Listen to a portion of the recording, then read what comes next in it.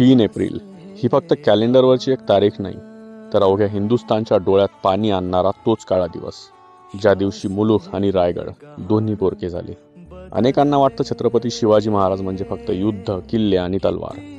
महाराज म्हणजे शून्यातून विश्व कसं निर्माण करावं याचा जिवंत पुरावा. ज्या काळात स्त्रियांच्या अब्रूची शाश्वती नव्हती ना, त्या काळात परस्त्रीला माता मानणारा संस्कार म्हणजे महाराज.